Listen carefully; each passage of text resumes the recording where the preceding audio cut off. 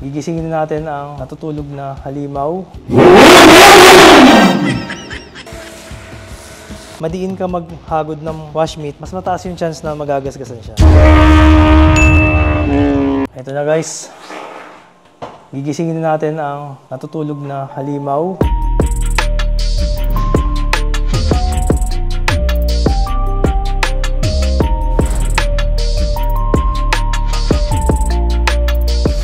Washing ng motor, ito yung mga gagamitin natin ngayon. Siyempre, una-una, kailangan natin ng shampoo or car shampoo. Kaya bahala kung ano gusto nyo, pwede rin naman dishwashing liquid. Pero ako ito napili ko kasi mas mura itong 1 galon na car shampoo. Tapos, gagamit tayo nito. Tawag dito is detailing brush. So, kagandahan nito, iba't iba yung size niya. Para to dun sa mga mahirap maabot, mga sulok-sulok, gaya ng mga mugs, tsaka sa may makina. Tapos, kailangan natin ng balde. Preferably, 2 balde. Tapos, kailangan natin ng 2 basahan. So, ang ginagamit ko is wash mitt. Yung wash mitt kasi pwede mo itong suotin, parang gloves. Tapos, hibla nito is microfiber. So, huwag kayong gagamit ng mga basahan na plain dahil pag may nakuha kayong particles like buhangin, nabutil, tapos na tamaan nyo yun and kinontinue nyo sa pagpunas, masasandwich yun between the paint surface and sa basahan nyo. Kaya magkakos yun ng pagka-scratch, ng hairline scratches sa inyong pintura or top coat. Kaya maganda yung merong wash mitt kasi pag nakakuha ka dito ng dirt, papasok lang siya sa loob. Kaya hindi pa rin magagasgasan yung surface nyo.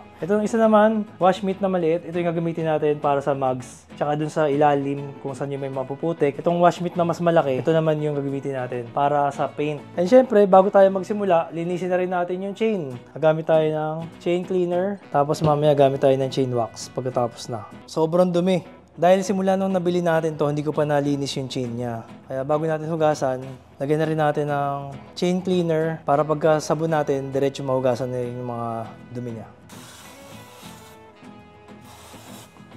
So, ganyan yung chain. Kahit na bago pa yung motor nyo, talagang prone siya sa kalawang. Lalo pag gamit nyo sa ulan, talagang makakalawang siya. Tapos, gamit na rin tayo ng chain brush. Mabibili nyo to online sa like Shopee or Lazada. Mura lang naman to, mga siguro nasa 100 plus or 200 lang yata to.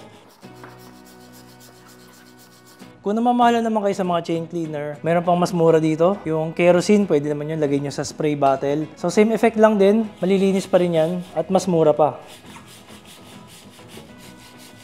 And then, kung makulit yung kalawang, ayaw nyo umalis, gumamit kayo nito. Ang tawag dito is copper wire brush. Nabili ko lang din online, mura lang din to. Ito kasi, talagang, ayun o, talagang tanggal yung kalawang dito.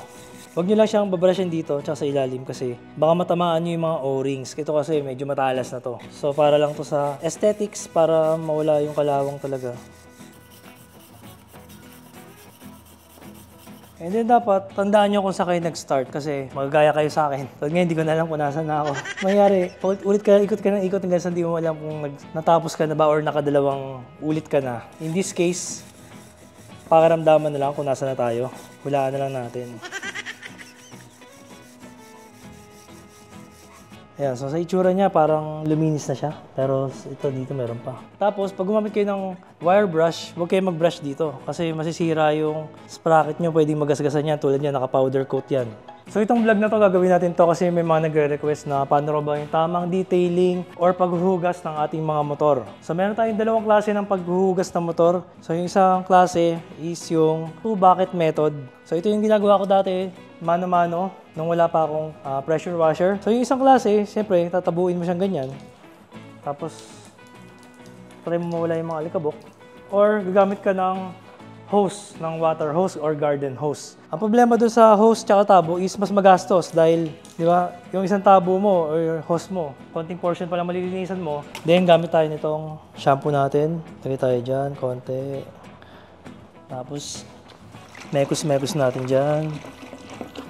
And then, ito na yung wash mitt natin. So, bakit 2 bucket method yung ginagamit natin? Kasi, pagka naglinis tayo ng ganyan, kailangan nating sausaw dito sa malinis na tubig. Tapos, hugasan natin siya para yung dust or yung putik na nakuha natin na kumapit dito sa wash mitt, mabanlawan natin. So, kailangan, yung isang bucket, ang laman niyan is sabon. Yung pangalawang bucket, yan naman yung fresh water na pangbanlaw natin. So, ito yung traditional na ginagamit ko ever since. Kaya lang medyo matagal. Tapos mano-mano, kailangan very light lang yung punas mo sa kanya. Uunahin mo muna yung lahat ng painted surface sa ibabaw. And then huhulihin mo yung ilalim. Tapos ibang wash mitt gagamitin natin sa ilalim. Pero ngayon, bumili na tayo nitong pressure washer. So, ngayon yung perfect time na bumili ng pressure washer kasi mura na to eh. Nasa, I think, around 2,000 plus, depende sa klase. Medyo matagal na sa akin to. Mga more than 1 year na and hanggang ngayon, nagagamit ko pa. So, demonstrate ko sa inyo. So, ito yung water gun or water sprayer natin na yung nozzle niya pang wash. Tapos, bumili tayo nitong foam sprayer. So, ang purpose naman ito is para yung makikita nyo yung mga wash, mga professional na car washer na mayroon silang foam. So, mamaya, subukan natin yan. So, unahin muna natin, gamitin tong sprayer natin. So, kagandahan nito, lahat ng dust, lahat ng putik, sambugan mo lang, talsik na. And mas matipid siya sa tubig kasi ito yung gamit natin. Oh. Meron din pala tayo ditong lagay ng tubig. Isang hose niyan, papunta yan sa gripo. Yung isang hose, papunta sa pressure washer natin. So, makikita natin kung gaano katipid yung paggamit ito. So, right now, puno yung isang container natin. Makikita natin, after natin mag-wash, kung gaano karami yung nagamit natin tubig.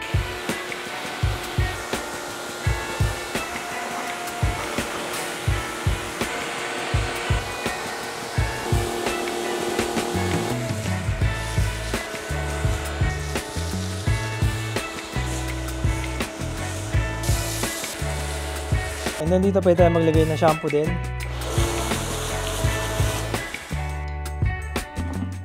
So, gagawin natin, itong wash mitt natin, very light lang yung paghagod para maiwasan natin yung mga hairline scratches. Kasi the more na gigil ka, madiin ka maghagod ng wash mitt, mas mataas yung chance na magagasgasan siya.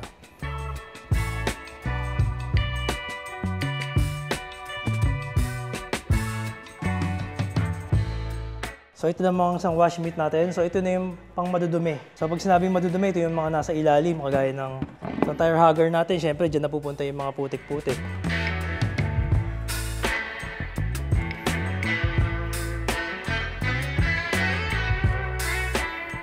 So ito yung kagandahan ng naka single-sided swing arm. Madaling linisin yung buong mugs dahil walang nakaharang eh. Ayun o, makikikot mo talaga ng buong ganyan.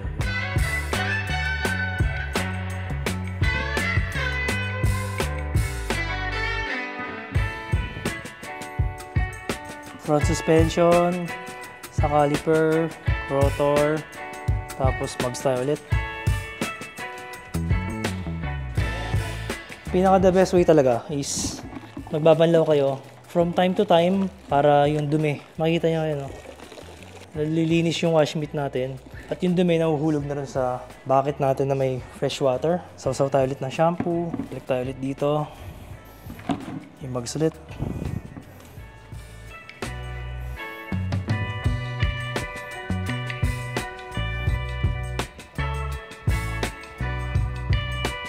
So dito tayo sa brush natin. So para tayo nagpipintura, sausaw sa shampoo, tapos ang purpose nito is yung mga sulok-sulok kasi niyan, mahirap maabot niya ng basahan. So itong brush, kaya niyang linisin talaga lahat-lahat.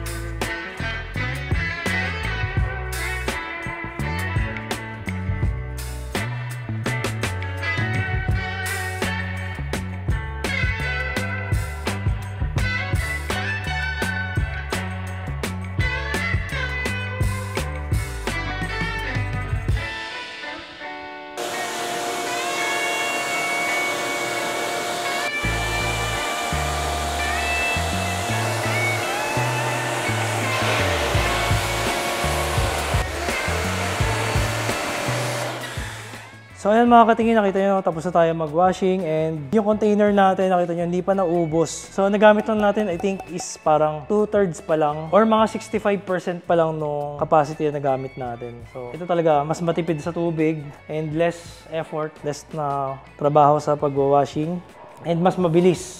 After washing, usually ginagamit natin pang tuyo itong Microtex na towel. So ang purpose kasi nito, maganda yung absorbent niya para yung tubig matanggal natin. Kaya ginagawa natin, igaganyan natin yan.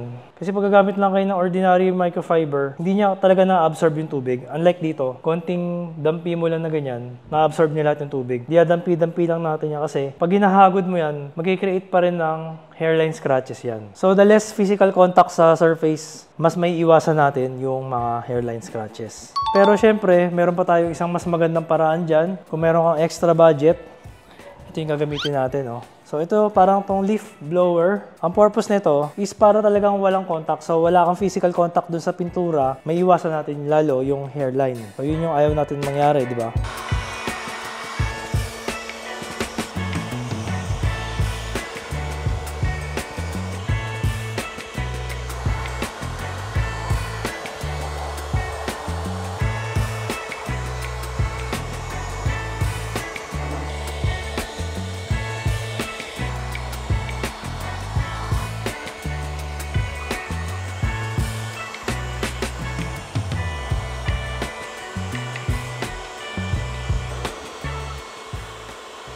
Pagkatapos natin hugasan, lagyan naman natin ng chain wax. So maganda rito kasi heat resistant tsaka high adhesion. Won't fly off kasi yung mga ordinary na mga chain lube, pagka nilagay nyo, manipis lang sila na parang oil. Tumatalsik. Once na umandar na kayo, nagliliparan na yung mga oil. So try natin to. First time ko yung gagamit na ito. Bago lang to. Subukan natin. Galing ah. Galing.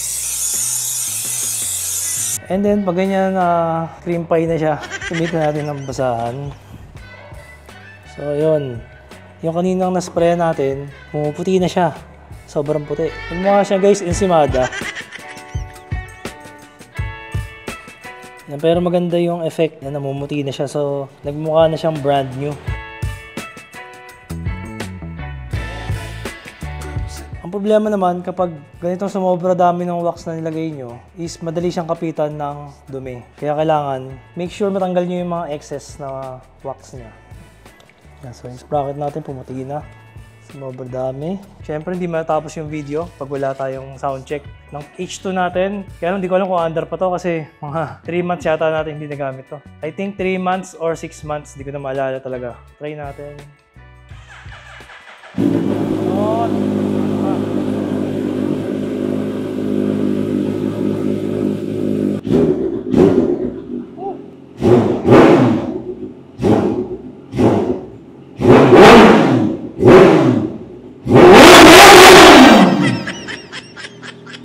So dun sa mga nakaalala dun sa previous vlog natin, yung meron tayong Tweety Bird dito na nawala yung LEC. So ito, order tayo ng bago. So sa mga nalungkot, kasama na ako dun. Sobra akong nalungkot sa pagkawala ni Tweety Bird. Kaya ito, sana yung nabili natin, kamukha ni Tweety Bird, di ko sigurado eh.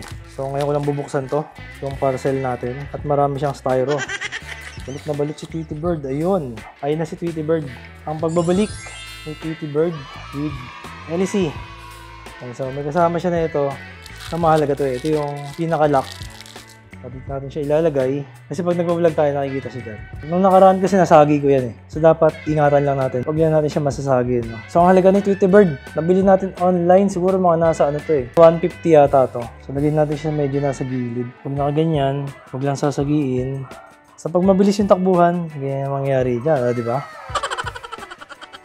So, abangan nyo mga katingin yung next na magiging vlogs natin kay H2. Finally, magagamit natin siya, kaya natin siya hinugasan. Next ride, ito naman gamitin natin. So, abangan nyo. And dun nga pala sa mga may naisip na magandang ipangalan kay H2, comment down below na lang.